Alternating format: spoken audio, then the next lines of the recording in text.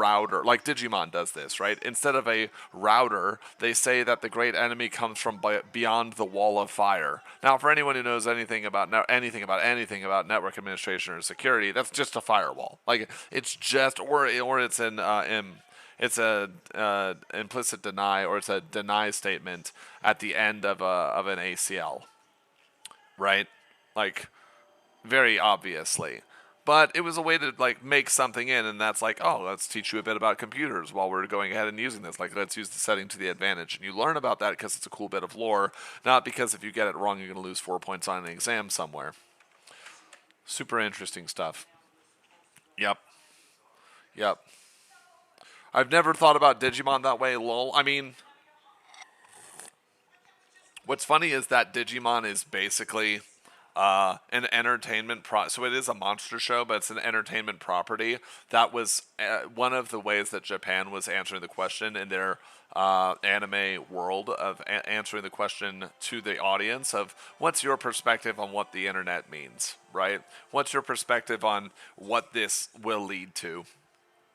And one, I mean, if you just take away the fact that there are cute little digital monsters that are kind of like Pokemon but not, you get like some really deep takes on what the people there think about like the nature of the internet. So like season 1 Digimon is all about the early internet, how there are rogue actors, like they start on File Island, they travel over to the continent of Cerber, and then eventually, interestingly, just think about the parallels to the real world, eventually the kids fight a monster that is a vampire that is not content with doing damage in the digital world. It leaves the digital world and starts attacking and disrupting the social life of a town through ghosts, like through non-physical entities that nevertheless like possess and have power over that domain and over that region. And then they go back into the internet and they find that 4 mega level Digimon have actually warped the entirety of the digital world into a control spire that they sit on top of in service of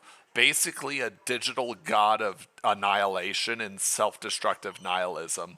Then Digimon Season 2 is, what does it mean to have a more fleshed out world? What does control or power look like? It's no longer mega level Digimon trying to take over something that has no seeming form of government. It's actually humanity trying to institute governance in service, institute governance on top of the digital world through I think it's Ken Masters. I threw Ken in or Kanoji in the Digimon Emperor. How does he generate power over the creatures? Well, one, he is a human being who sees it as a measurement of control, and then the next thing is that what is his ultimate tool for victory? He leverages like the fusing of the entities that are inside of the space already to create a horrible hybrid nightmare machine. He calls Chimeramon, like Chimera, as in the beast of multiple like painful heads and whip-like and odd and frankly it has some demonic symbolism inside of what the entity itself is and what the constituent parts of it are.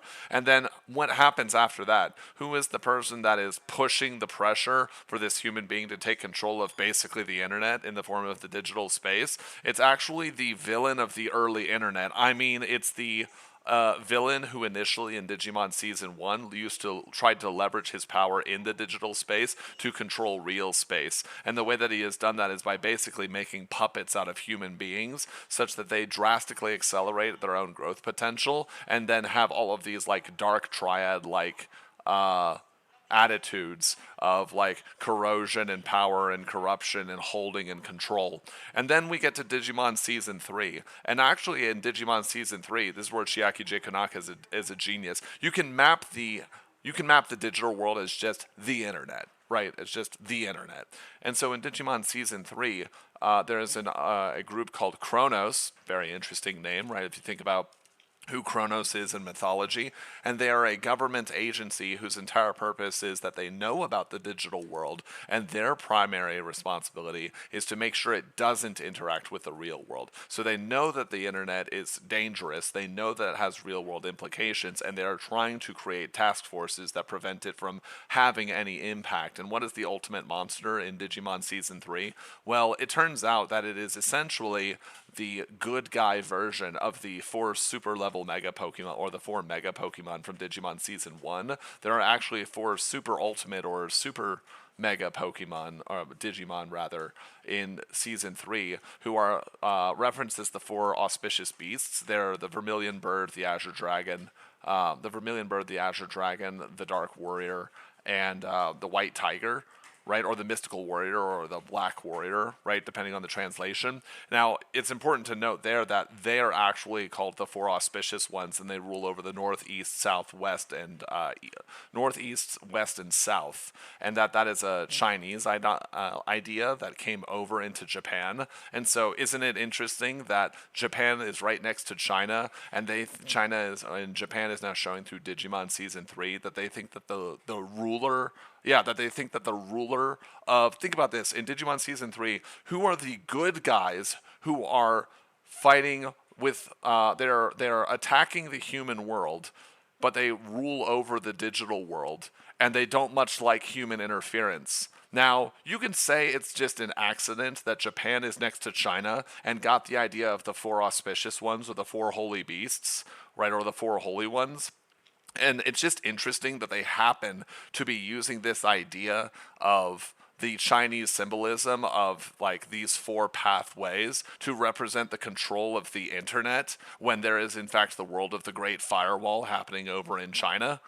Yes, it's a metaphor for the impact of the internet on human society. Yes, and it continues on. What is the ultimate villain? Ultimately, beyond the government control trying to separate the worlds, beyond the entities on the internet that are trying to banish the outsiders that are causing intrusions and problems, right? What are the things that are ultimately trying to kick everything else? What's the ultimate evil? It's actually a kill program designed by humanity to murder the sentience and possibility of the internet. So actually, the same government entities that knew that the internet was becoming a problem in its predecessing days had made a program specifically to clean. Think about this. This is an interesting thought, right? Because we're basically living in the era of. Are you okay?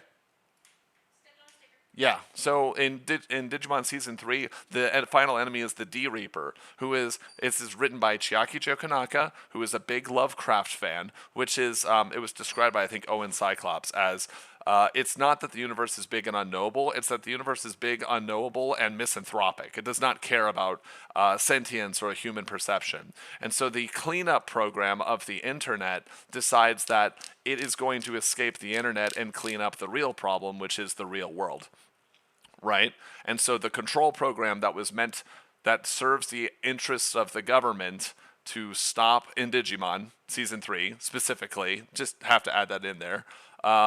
The control program that's meant to stop the internet from overlaying and take too much control and wiping out humanity by superimposing this fake or secondary or created world over top of the real world, threatens to then just take over the real world entirely, and then the kids have to kick that out. Now, what happens in Digimon Season 4, which is when people think that it just goes to shit, in Digimon Season 4, you find out that not only can the kids actually become Digimon, which blurs the line, that kind of, by the way, implies that in Digimon Season 4, Japan was thinking of the internet as, well, we can't get rid of it, and it can't get rid of us, so we have to coexist. So now the kids in Digimon Season 4 actually transform into their Digimon, as opposed to having a partnership. There's no longer like a bridge between worlds in the sense of unity, it's just an intermingling, and these things genuinely combining 100% of the time.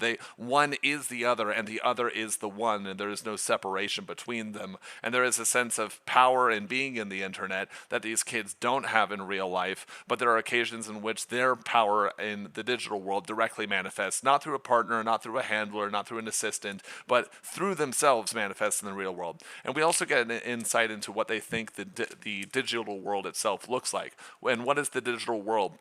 It is ruled by King Yggdrasil. Yggdrasil is the Norse tree, right? Then that upon which the 9 worlds sit, right? The name is very important there, right? In Norse mythology. So Yggdrasil is the world tree upon which the 9 realms and the 9 worlds actually sit. Basically Midgard or Middle Earth or our Earth, or in the Digimon world's case, their parallel version of Earth, is but one of those worlds, and the digital world is therefore but one of those worlds. And we've already seen through season 2 and season 3 that there are other, like, there's a dream world, and there's a nightmare domain, and there's a dark ocean, and there's like a sanctuary. There's multiple worlds, right? They're not actually just geographically distant from one another. They're like globes and ornaments, and you cannot have the snowflakes inside of this ornament, actually, or of snow globes. You cannot have the snowflakes in this globe actually ever interact with the sand mist inside of this snow globe over here.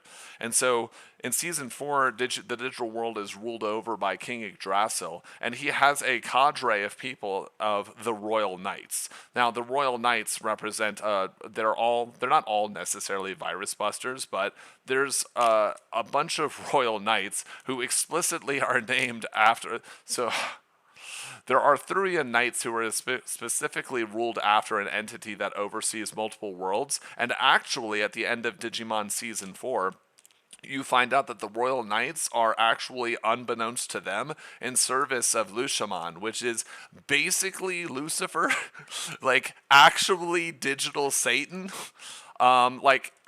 And this entity is so powerful that even as the most rookie level of Digimon, it is able to contend with mega level or perfect level Digimon. So that says that actually they think now that the digital society of the internet is under the direct control of those who impose order, who answer to an entity that either directly benefits from that order, that imposition of order, or that is malicious, or that they're those entities that are in charge of the governance of the internet are specifically in service to, knowingly or otherwise, something that has malicious plans, right? And how do they kill this entity? They literally fuse into a thing that's Susanomon, which is like, so how do they kill the entity who is representative of evil and Satan and hell in the Christian belief system? They fuse into Susanoo, which is a deity from that,